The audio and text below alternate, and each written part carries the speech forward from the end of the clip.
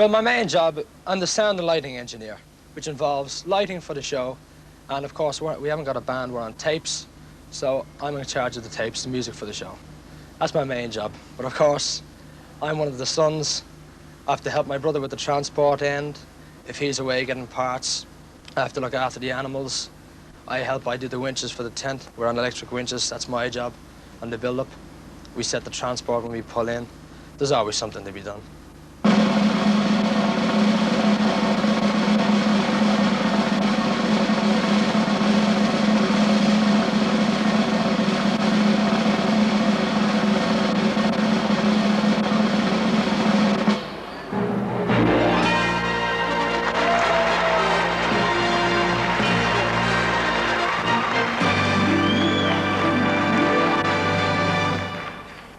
Circus is all about family. We couldn't manage without our family. All the sons and my cousins were all involved. When we went to school, we had a choice. We could leave the circus, we could find ourselves a job. I made my choice then to come back into the circus.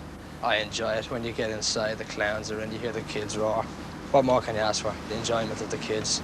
It's what we live for. Right around the edge, heavy around the edge. The horses. Well, no one has a single job. Everyone has a second job. The Arabs, you see them in the ring, they tumble. You come after the show, they help on the tent. Everyone has their own individual job on the build-up, on the pull-down. It's always been the same. Nothing changes.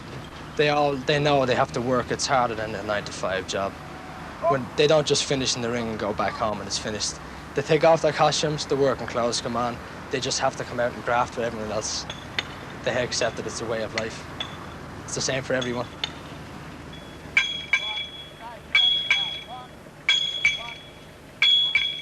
The tent itself now, you have about over 100 stakes for a start. You have 88 side poles. You have about 34 quarter poles. And you have the main poles with the cross ridge, and they take a lot of rigging.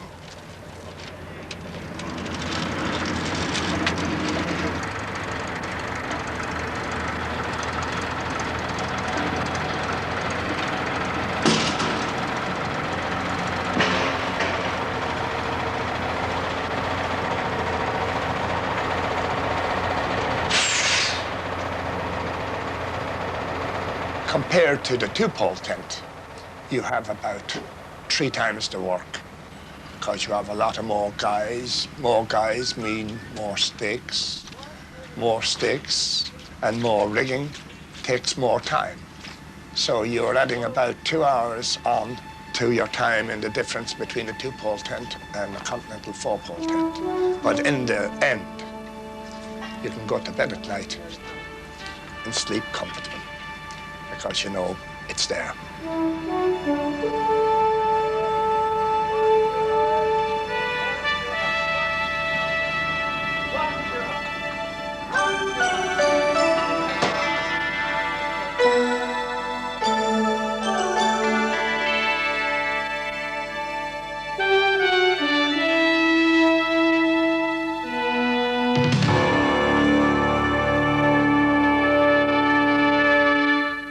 My granddad started 100 years ago entertaining in the village schools and the village halls. He was a very well-known character called Dr. Powell. In the course of his travels throughout the country, he was a ventriloquist, a sharpshooter. He was a typical one-man show. In fact, his sideline trade used to be a dentist pulling teeth. But my dad came to this country and he liked it. He met up with Dr. Powell and eventually fell in love with his daughter. And that's how we appeared on the scene in this country. Hello! Hello! In the early days, our show traded under various names. Until around 1934, my dad came up with a brainwave and he called it Heckenberg's Berlin Tower Super Circus. But then, ironically, we were playing Derry, the day war was declared, Our speaker van was up advertising the visit. It was stoned, the windscreen and all was broken.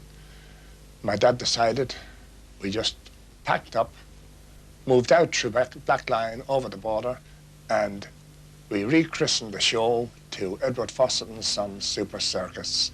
We painted out everything, and we've been Fossetts Circus ever since.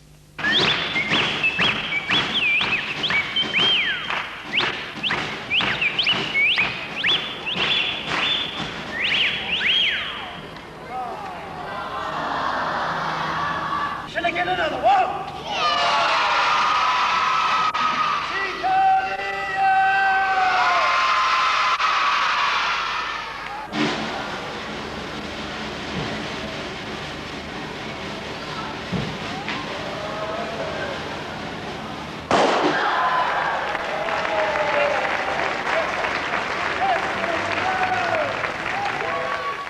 In the early days, circus was hard.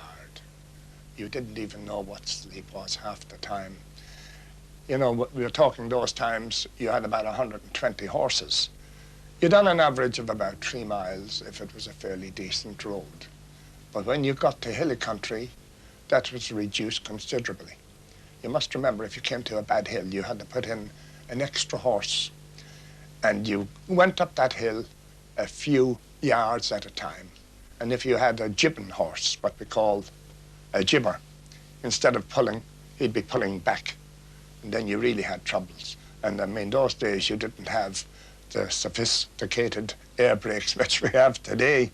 Those days it was a block at the back of the wheel. And if you want to go down a hill, it meant you had to get a pole and put it in and walk down the hill with 2 or 3 men, pulling on this pole as a leverage to act as a brake. And that, especially during the war, you had no signposts. So you were traveling literally in the dark, feeling your way. Of course, in those days, we didn't know what I think we'd done 3 2-day stands all season. It was all 1-day stands. And the slogan used to be, "Oh, in town today for 1 day only." That was the well-known slogan in those days. I mean, today, it's a holiday compared to those days. You know, you have a bit of time. Are you all right there? How are you doing? You're only wasting it. I'm going to sit on it. Go and put it back in the fridge at once. Yes, sir. I've seen an awful lot of changes in this country down through the years. Unfortunately, we've lost an awful lot of the fair greens, the traditional circus sites, which were left mainly for circuses, carnivals, fairs, markets. They were left to the people.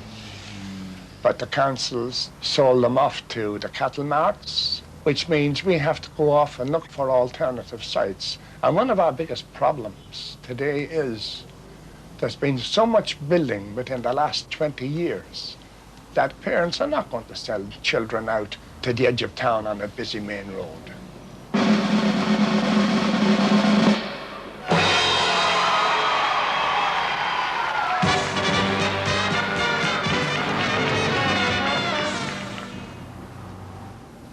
One of the main problems we have today, which the general public are not aware, is bill posting. Since the introduction of the Litter Act, we are prohibited from fly posting, which means we cannot use any of the large big pictorials and large bills we used to use prior to that. And it's very bad because we don't get that sudden impact on the people. You know that the circus is coming. We are now restricted to a certain size of a bill, must be put up within a certain height, and we don't use paste anymore, we just use sellotape so that they can't be removed easy. And we stand to be fined £800 per bill if the posters are not removed. 1, 2, 3. Have you done it? Congratulations, that's wonderful. 1,